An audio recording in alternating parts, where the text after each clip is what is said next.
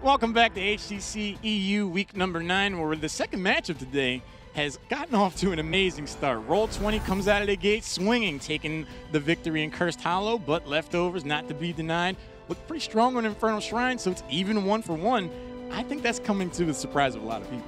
Save Diablo, save the world. That's basically what it looks like right now. Ban Tyrande and you're golden. And yeah, so far it looks good. I mean, Mobsio is back in his element. They banned Tyrande, no more kill potential. The one-shot combo is gone. And then all of a sudden, it's their way to victory. But then again, granted, there were a couple of moments where it looked like Roll20 might be able to turn this around. So, Game 3. We're about to find out Game 3. Let's see what battleground we're going to. The momentum is certainly building for the leftovers, and they opt to take us to Tomb of the Spider Queen. Roll20 had an amazing performance that put such a smile on Caldor's face last week. I like this choice. Yeah. So many positive things to say. I wonder how to phrase it. It was the worst performance I've ever seen on Tomb that resulted in a team winning. You know, that was a weird game. Every single player on that lineup would agree. Like, I mean, Quacknix afterwards in the interview said basically the exact same thing. Is that like, yeah, that map. Can we just forget about that? No, but again, nerves were an issue. I like the synergy wasn't there. We are going to see a very, very different game here. 100%. Like, that's not going to be repeated. The calls that we saw from Quacknix today already was so much better. Last week, it was an important series. You have Granite Gaming versus Roll20. You know every map matters. It's the first one. Everybody is just like a little bit shaken at the start, and that was reflected in the calls that were made on the map. The reason why I was looking a bit more hesitant when I saw the map was mostly because I was thinking, okay, who has the upper hand here? And with a 4-1 track record, Leftovers looks good. They also picked the map, I mean, for that reason. Roll20 isn't looking too bad here. 2 wins, 4 losses. Again, with their map record throughout the entire phase, that isn't bad. Right. So, yes, they might not be on a positive win rate here, but they only won 28% of their games throughout the entire phase. So this is still a pretty decent map for them. And they are picking up the wins towards the end now. So I'm okay with that. Like, the shot calling of Quark can definitely give an early advantage to them if they play their cards right. I like the psychological advantage that the leftovers afford themselves by taking Tomb of the Spider Queen. You're dealing with a team that's built up a lot of momentum going into week 9. They take game number 1, you come back and win game number 2, and take them to a map where they did have a less than stellar performance on Tomb of the Spider Queen. Are we going to see a, some kind of recession? Do we see them go back to more timid play style? I mean, I like this. Like, I just like getting in an opponent's head in a game. From Roll20's perspective, I wouldn't be worried because it can't get worse. So, like, you already set the bar at the bottom. You definitely know. Okay, we established the baseline. This is the worst you can play while still winning. So we can only go up from here. Caldor targets B7. Ooh, hit. Hey, why? Sinks Roll20's back. No, it's a positive. You established the bottom line, now you're aiming for the top. Can't get any worse than that. No, but like I seriously expect a very, very different game, especially of course with Tyrande coming in now. Yeah. All of a sudden are in a spot where you can go for these roaming kill compositions a lot more than before. I wouldn't be shocked in the slightest if Leftovers bans her again, and that's what we immediately see. I think Mobsio is going to see to it personally that Tyrande hangs out at the top of that screen for the rest of the series. The way he died in Cursed Hollow every time the DG got pressed on him, he doesn't want to deal with that again. He looked like an entirely different player. Diablo looked like an entirely different hero as long as Tyrande's not there. But look at that. Ooh. That ban on Garrosh from Roll20 basically says, hey, we want Diablo. So, Leftovers, you can, if you want, ban Diablo, but we just ban Garrosh. That's 2 tanks already gone. Then we're going to pick Muradin early on.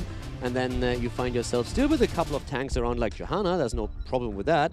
But you're limiting your pool and your push bars into the direction where we want you to be. And they take it. They take the gamble.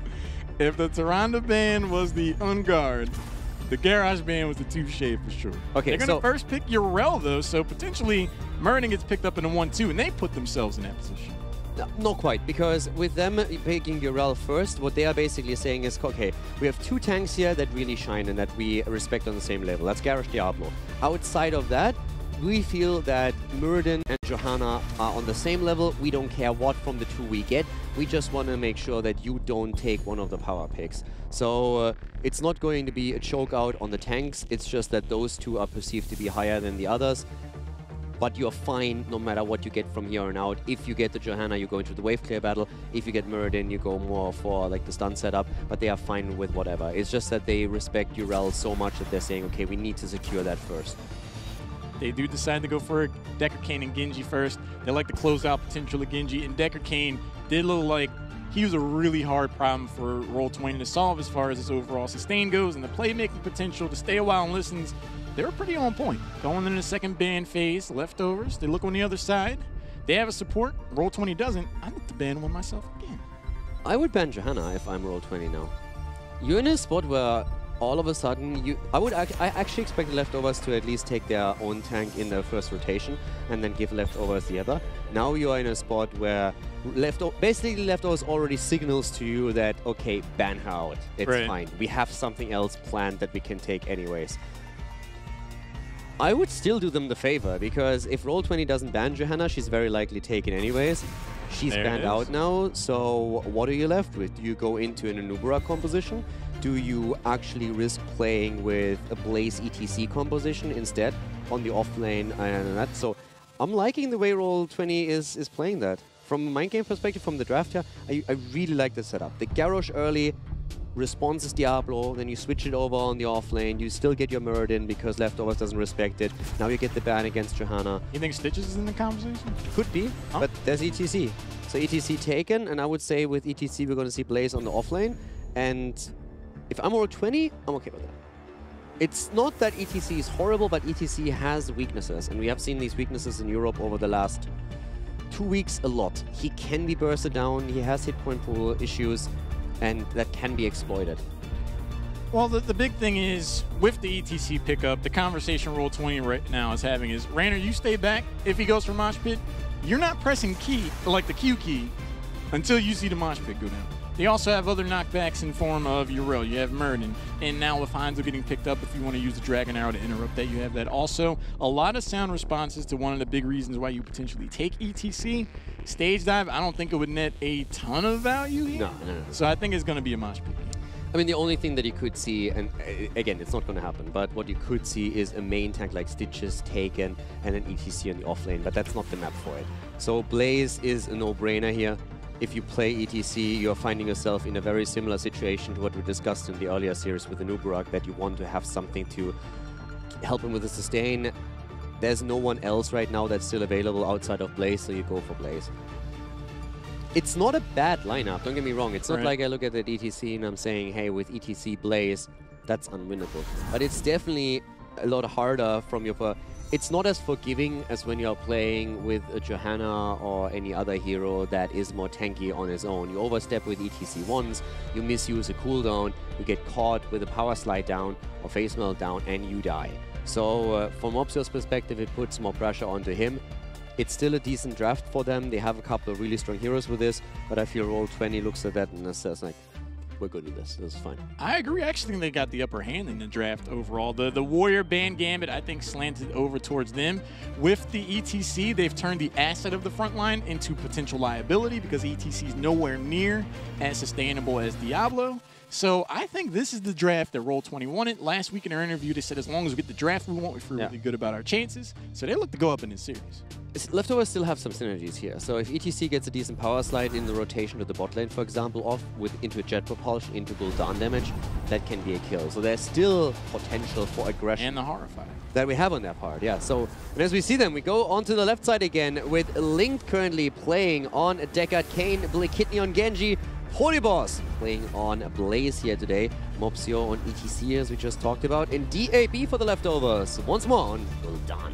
Over on the right side, we have the members of Roll20 Esports. Quacknix is on Rainer. Chris is playing Hanzo. Robodoba playing the frontline Muradin. Zarmny will be jumping on your rail and shadow around things out with the white main. All right. Let's see how the ETC works out for them. Not a horrible pick by any means, but definitely something that Roll20 steered them towards. Well, I think it's going to give Roll20 opportunities to get a second-tier engagement. What I mean by that is ETC resources from Decker Kane have to be spent to keep him alive, and then that opens up a possibility for Roll20 to jump on the back line and get the secondary target taken. I really want to see how well these power slides and face melts work out for Mopsio. he has to be careful with this. We had a few teams that were now dabbling and playing ETC again, but it's always hinging on who does play with ETC in the team. And with Blaze, that's actually doable because you have that added bunker, but ETC is struggling a bit on the hit point pool and survivability that other heroes in that particular role just are excelling a little bit better at. But right now, the Mirrodin setup again for Roll20.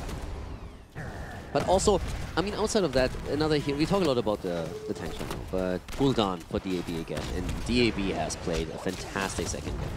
So he's going to try and mirror that performance that he had on Gul'dan in the last game. One of, if not the best Gul'dans in EU. Right there in the hands of the leftovers. I like the understanding of the overall position Roll20 has. They know the leftovers are looking to get value off of the ETC early. They need to. They need to get those early ganks. They need the power slide. They need to follow up with Decker Kane. By Roll20, every second that passes where they deny that and then get towards the late game, I think it goes in their favor. Yeah, of course you are in a situation where you want to roll again with the advantage here in terms of experience and turn-ins. And that's something. We're making a bit of fun earlier about the Roll20 match against Granite Gaming on this particular map, where Roll20 had huge trouble in the decision-making process in the late game. But the one thing we shouldn't forget when we talk about that game is that in the mid-game, Roll20 did actually fantastic. They did really well and always established a lead over Granite Gaming. It was really well done. So if they have a similar approach to the game now and then just sharpen that decision-making a little bit from last week, this is definitely something where they can get ahead. But right now, it's the leftovers who are more so pushing the agenda. For teams, I actually kind of like when games run really long because from a shot calling mental perspective, having to be active for 30, 40 minutes over the course of one game is definitely something of an endurance test. So by Roll20 able to pass that test and win the Tuna Spider Queen game last week, they could look to do that again. Nice Stormbolt from Robodoba. Link is going to be able to back up. Power Slide goes out into Zarmany. Podaboss goes in, whiffs the jet propulsion, eats a good amount of damage. Zarmany steps forward. Quacknix is getting what damage in it they can. They're looking for a takedown. Yeah, they're pushing this back very aggressively. But as everything is said and done, the mid-wall has fallen, and that's a leading experience for the leftovers. It's also worthy pointing out that we have 11 stacks already for Gul'dan. So DAB is already done to 25% of his quest, and that's where we saw him last time do severe work. Nice Stormbolt against him, though, and that is the kill. A great play here by Roll20. Fantastic flank. No mobility on the mage. You get caught out like that, you're going to have a pretty bad time. That paved the way for Roll20 to turn in as many gems as they feel like in the top half of the map. 25-15. Podaboss down bottom finds Zarmany jumping out onto them. Urel pretty much never loses a lane. Blaze, all they have to do is just stay alive. That was a great kill. Because, as you said, from on the back of that kill, they could immediately go into the turning point. And if not for Urel locked into that one-on-one on the bot lane, that would already be the first turn-in for them. But here comes DAB swinging, and once more goes in and drops another Echoed Corruption. 14 stacks for him right now, really working on that. 13 stacks, by the way, also on the side of Mirrodin. Stormbolt for Robodoba coming in quickly to complete that quest talent. Trying to go for Mopsio here again. Hits that, dodges out, and therefore also on the power slide. But yeah, nice aggressive follow-up here.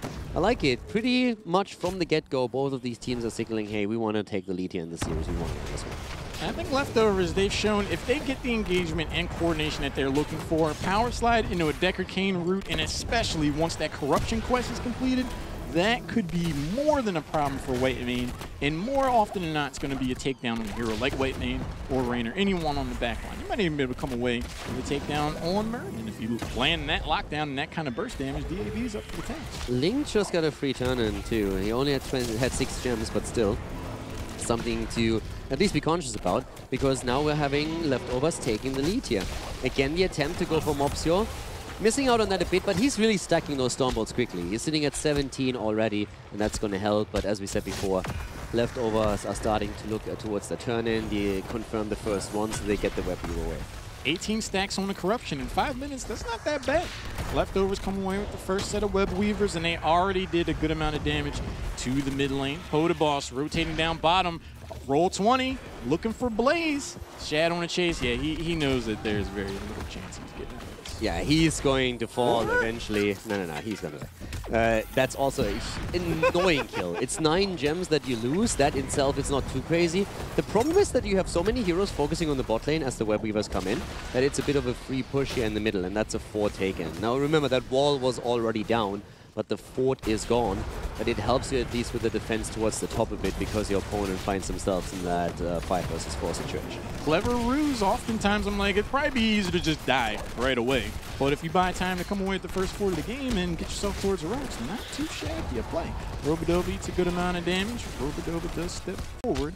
Mopsio backs out. They got what they're looking for. They got the middle fort. They got a good amount of value in the top lane. And it all came off of 1 death for Blaze. I take that trade every day. Yeah, half-level lead. The 10 is going to be the important one. It's just like the 9 gems that were lost. Doesn't really sound like much, but that might be the difference between getting a second turn and not getting that. Definitely have an impact. And in HGC, having the monopoly and control over the turn-ins, especially on this battleground, is of paramount importance. He's going to get the siege camp down bottom. No one's any the wiser on Roll20 for that. Leftovers have been getting a lot of value out of prioritizing these camps and then pushing in. Yeah, right now Leftovers can't make a play for a second turning. That's just not going to work for them. It doesn't map out that way. Roll20 is going to get their own level 10, and then they can try and get a turn in themselves. And if they do that, this can turn around quickly. So the situation isn't really too bad for Roll20, despite the fact that they lost the fort in the mid lane. So that lead can be negated. There's a camp taken that allows for a bit of pressure there. You have to defend at the bot lane. As long as Zarmi doesn't die with his 40 gems, they're all looking good. That was a cheeky jump forward. I don't think he had full confirmation of where the entire team of Leftovers was. So the moment he jumped forward in the jet propulsion range, could have been interesting. He's doing it again. I mean, I guess he sees ETC and Genji in the mid lane, so it's a much more safer prospect. But 43 gems, if in any instance he loses those without turning those in, that's a disaster for Roll20. I mean, as long as you have your trade on your rel, you're still going to be fine. And the thought process is just you want to push the siege giants in, but as long as you still have the options to jump out, you're going to be okay there. So he wasn't really too threatened.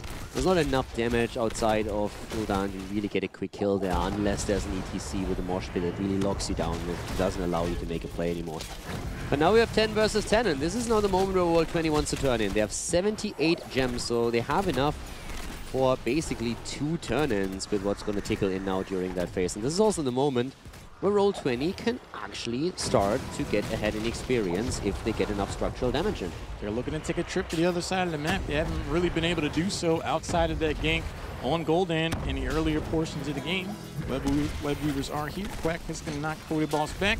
With these lanes already pushed in Caldor, they don't stand to get too much value out of this, I feel. But with the back-to-back turn-ins, if they do get another takedown, they could look to wrap things up there. But the long-range Dragon Arrow connects, no follow-up. Yeah, it was more so designed to hit that front line, but everybody dodged out except for Deckard Cain, so it didn't quite do what they were hoping for here. But now we have the push on 3 lanes. So at the top, Gul'dan is going to defend this one easily. Down here, we have a different story. Quacknix wants to make sure that he at least gets some value, meaning wants to get some turrets. And you can see that gap in experience between the two teams already shrinking very, very rapidly. So Roll20 is starting to catch up and is now shifting their attention more so to the bot lane to drop at least 2 more towers and get their level 12. Wherever Gul'dan isn't, Roll20 stands to have a lot of siege potential because the wave clear just isn't there. I like that. Yrel is already mounted up, waiting for the rotation from ETC and DAB. There they are. Robodoba steps forward, lands the Stormbolt, no follow-up. Power Slide goes out, just misses Quacknix. Unstoppable is going to bail him out. Zarmi jumps forward. Robodoba looking to get involved potentially too. Without Dragon Arrow, that would be a dicey engagement. Yeah, everybody's currently playing around the mosh pit cooldown. ETC is just posturing and is trying to set himself up here, and everybody else is trying to make sure they don't clump, so they spread out and always keep the stuns in different places so that someone can use it if Mopsio is dropping the ult. And so far he didn't, but now the turn-in is there, and both of the teams have enough gems to secure one. Every time Roll20 dances around with Leftovers, I'm a little concerned for them because they have to worry about not only the mosh pit, but DAB has been landing some money horrifies throughout the course of this series. It's not going to be too much for him to step forward and isolate the front line, take somebody down. Dragon Arrow goes in. It's a tumbleweed rolling right to left, not going to connect with anyone. Mopsio, they had to see that. They might look to get aggressive. Yeah, that was unfortunate for them. That was the second one that Chris hit that didn't quite connect here. And there's the kill against Yrel. Very well done. Great kill on the side of Leftovers. And that's, of course, an immediate turn-in the 13 talent here gave them such a small advantage. It's a small advantage, but it's one that really matters. So they used that to their advantage right away, get the turn in on top of that, and that's a really cool position to be in, especially since they're already dropping the bottom fort without the web weavers. They can now either focus at the top or trying to go straight for a keep. That's the synergy and playmaking capability of Leftovers. When you catch out of URL, the URL player's like, it's okay, I have Ardent Defender. It's not like I'm gonna, oh wait, Horrify. I can't actually use Ardent Defender, I'm dead. That's what we see pretty much anytime ETC and Gul'dan are gonna be able to pair up. DAB making plays with the mage heroes. Yeah, DAB is currently looking for those chances. And his Horrify is going to be up in another 20 seconds. And that's now the moment when you get the top fort for more or less free. At least it's going to be a lot of damage, and they are pushing through the bot lane. Now this is defendable. It doesn't mean that you're going to get that that keep, but as long as you drop that wall, you open that up for later on, and you open that win condition. And they are getting way ahead in experience, thanks to them dropping also inner turrets now. Leftovers are proven to be workhorses in this series. They're not going for big plays. They get a keep wall and they come back later. It gives them a level experience advantage. They pretty much won game 2 based off of that alone. They're going to push in through the bot lane. Meanwhile, the web weavers were able to go through the entire keep wall. So we were just talking about a slight experience lead, and that ballooned into a huge lead. Yeah, getting those structures, top fort, mid towers, bot towers, that helps you to just set yourself super far ahead. And right now, Roll20 can't do very little about this. Leftovers can just siege up at the bot lane if they want. I don't see why they would not. I mean, they have Horrify, they have Stay a While and Listen. I mean, Mosh Pit's still available. You could make a play for boss once the web weavers are down, but the keep is just so juicy down here. It would be a long rotation, and I think they're just like, well, what are they really going to do to us here? Power Slide goes out. There's a nice Dragon Arrow on the 3 heroes. Robodoba does step forward. Stay a while and listen on just the Dwarf, the Poda Boss. Jet Propulsion afterwards is just going to allow DAB to get a few more stacks. They got enough damage on the bottom keep. They're looking to back out. Yeah, they're waiting for the minions. So here comes the Horrify, trying to find a kill. Mosh Pit, baby! And that's Arena. And they're immediately going straight for the second kill. Genji is having a field day here. Moves in with one swift strike after another. It's party time as the cow goes to town. And that's 2 kills. That's going to be a keep, and then they can still rotate straight into the boss if they don't want to go for core here. Blood on the dance floor, and with that stagger takedown, Mopsio and Recruiter, like, we're looking in this game right now. What's White Man and Hanzo going to do? 20 seconds before Dragon Arrow's up, a few seconds before we see any other hero show up for Roll20. So the core is down to 70%. Leftovers, they take a huge gamble on the bot lane, pays off on big time with the tier advantage, and they come ahead in this series looking like 2-1. Great victory by Leftovers. They take the lead in the series, shut down Roll20 on Tomb. Good fight at the bot lane here. And with them taking out 3 heroes, they're not even moving back up to the boss and trying to secure a second keep. Can go straight for core here, 5 versus 2. And that was a great mosh pit. The only mosh pit that we saw from him in this game. And it was absolutely worth it. Netted them 2 kills and opened up the opportunity to finish the game. Mom just said, I only need 1. He definitely is able to close the game out. We were talking about, like, all right, they'll get the bottom keep wall. They'll get some structures. It'll give them an experience lead. But what we saw there was the explosive playmaking potential that the Leftovers have. They go through the bottom keep wall, even missing the Horrify. They still get takedowns and stagger things out to make their way to the core. Impressive play from them. Now, and let's bring us back to the draft. We talked about the 2 tanks that were banned at the start, and that the pick on of ETC is something that Roll20 basically led them to. Right. And it is a composition that gets punished if you don't make the right moves, but Mopsio played this game absolutely perfectly. Like, he always kept himself back. He never went into the PPL for his team. He never tried desperately to land a mosh pit or make a huge play there. But when the moment came, he was ready for it, and that was the important part. So it was a draft that was a lot more squishy and was on the execution level, demanded a lot more from the players. But it can still do a lot of work. We saw those follow-ups from Podibos, for example, onto every single stun that was prevented, and that was set up. And that was something that was actually really well coordinated by Leftovers, and it snowballed really well for them. But again, from a draft perspective, I think Roll20 was very happy with what they got and also what they pushed their opponent in. But it doesn't necessarily mean that the draft is going to lose. If you execute it well, you can still get a lot of value out of it, and that weakness, ETC has some weaknesses, but he also has strength, and Podibos played perfectly around. Mopsio played perfectly around both. You can win the draft, but you still have to press the buttons at the end of the day. One of the two big reasons why I think ETC works so well is because the poke damage from DAB and the rest of leftovers allowed him to just hang back. He didn't have to go for a big play. And ETC, one of the psychological things about that hero is if you don't use the mosh pit, the enemy team has to worry about it. They have to position themselves like the power slack can come out at any time, and that allows a hero like Gul'dan to just get all the damage that they want to. So when someone is finally low and Genji's waiting to dash in on the back line, you really do only need one mosh pit to win the game. Also, the Hanzo arrows haven't landed, so I'm not trying to blame the loss or anything on Chris, but it's one of those situations where you throw out 2-3 arrows and they just don't create the opportunities that you want.